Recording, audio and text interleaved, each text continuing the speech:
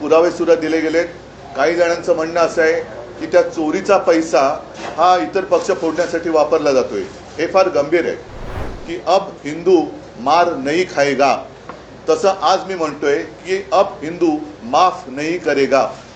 जे जे मंदिर लुटतायत, मग ते भाजपचे कोणी असतील, मला कल्पना आहे की बऱ्याच दिवसांनी आपण भेटतोय, काही घडामोडीनंतर आपण भेटतो आहोत, त्याच्यामुळे तुमच्याही मनामध्ये अनेक प्रश्न आहेत। त्या प्रश्नांची उत्तरं मलाही द्यायची आहेत। त्याचबरोबरीने आपल्या देशात, राज्यात, शहरात, राजकारणामध्ये, नागरिकांच्या जीवनामध्ये अनेक व्यथा, समस्या या त्यांना भेडसावत आहेत। त्याहीबद्दल आपल्या मनात प्रश्न आहेत। माझ्याही मनात त्या प्रश्नांबद्दल प्रश्न आहेत। पण आज मी आपल्याला एक विनंती करू इच्छितो की आज मी फक्त एकच विषय घेणार आहे। बाकीच्या विषयांबद्दल आपल्याला जर का अगदी पाहिजेच असतील उत्तरं तर आपण सोमवारी किंवा मंगळवारी जरूर भेटूया। पण हा संपूर्ण देशामध्ये जो काही एक गोंधळ, सर्वसामान्यांबद्दल अनास्था उडवलेली आहे, कोणी कोणाचं उत्तरदायित्वच नाहीये असं जणू काय चाललेलं आहे। आणि ह्याचं जे मूळ आहे त्या मुळावरती आता आघात करण्याची वेळ आलेली आहे। कारण संपूर्ण देश हा आज भारतीय जनता पक्षाच्या अंमलाखाली आहे आणि भारतीय जनता पक्षाच्या सत्तेचं मूळ जे आहे, ज्याच्यामध्ये आम्ही सुद्धा सहभागी होतो, ते म्हणजे राम मंदिर। राम मंदिरासाठी जे आंदोलन झालं होतं त्या आंदोलनामध्ये अनेक शिवसैनिक सुद्धा सहभागी होते। देशातील तमाम हिंदू हा सहभागी होता। तो काळ आजही आपल्यापैकी अनेकांना आठवत असेल। आपल्या माध्यमातून ती सारी दृश्य जनतेच्या मनामध्ये खोलवर रुजलेली आहेत। कारसेवकांवरती झालेले अत्याचार, मग झालेलं गोधराचं हत्याकांड, अहमदाबादमधली दंगल, अगदी मुंबईमध्ये सुद्धा जे काही घडलं होतं, बॉम्बस्फोट असतील, आणखीन काही गोष्टी असतील, त्याच्यामध्ये हिंदूंनी बरंच काही सोसलं होतं। आणि त्या सगळ्याचं मी असं म्हणेन भांडवल करून भारतीय जनता पक्ष, जो हे आंदोलन सुरू होण्याच्या आधी संपूर्ण देशामध्ये त्याचे फक्त 2च खासदार होते आणि गांधीवादी समाजवाद हा त्याने अंगीकारलेला एक कार्यक्रम होता। तो कार्यक्रम सोडून ते हिंदुत्वाकडे वळले, राम मंदिराच्या मुद्द्याला हात घातला आणि आज देशामध्ये अगदी अमर्याद सत्ता भोगतायत। अशा या भारतीय जनता पक्षाच्या काळामध्ये राम मंदिर हा मुद्दा वेगळ्या एका गोष्टीमुळे चर्चेला जातोय, हे दुर्दैव आहे।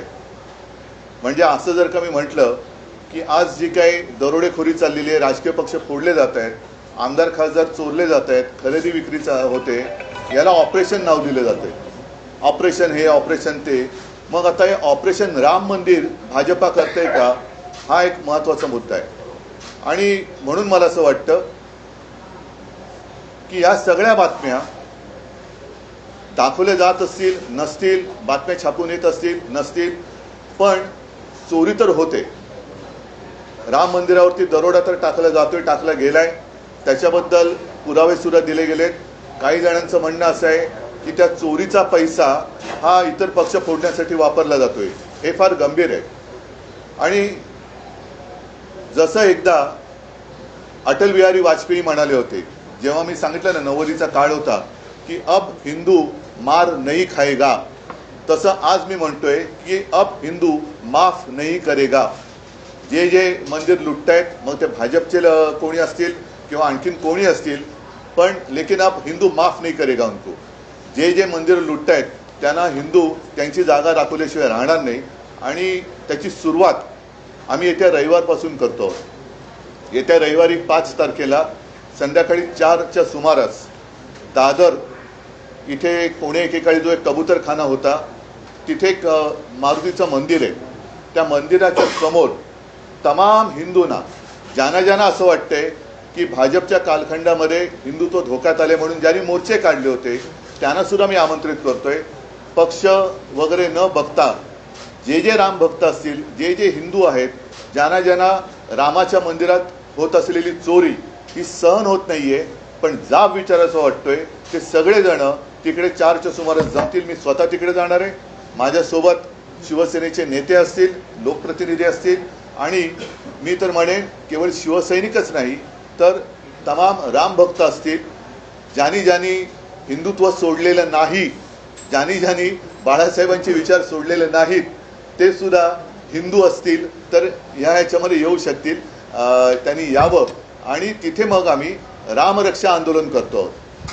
त्याच्यात साहजिकच आहे की रामरक्षा एक जसं पूर्वी आम्ही महाआरती करत होतो हिंदूंना जाग करण्यासाठी, आता हिंदू जागे झालेत. आता हिंदू त्यांना जाब विचारतील. तो जाब विचारण्यासाठी आम्ही तिथे रामरक्षा म्हणू, हनुमान स्तोत्र म्हणू आणि हनुमान चालीसा सुद्धा म्हणू. हे जाहीररित्या हा कार्यक्रम सुरू होईल. परवाचा कार्यक्रम ही सुरुवात आहे आणि त्याच्यानंतर प्रत्येक ठिकाणी राज्यभर जिल्हा पातळीवरती शहरामध्ये अगदी खेड्यापाड्यात सुद्धा जिथे जिथे राम मंदिर असेल, जिथे जिथे हनुमान मंदिर असेल, तिथे तिथे हे सर्व हिंदू, सर्व राम भक्त, मी तर म्हणेन आता वारीची सुरुवात होते. अगदी वारकरी सुद्धा या राम मंदिराच्या लुटीविरोधात ज्यांच्या मनात आग आहे, ज्यांच्या मनात राग आहे, ते सगळे एकत्र होऊन या भारतीय जनता पक्षाला ह्याचं उत्तरदायित्व स्वीकारायला लावल्याशिवाय राहणार नाही.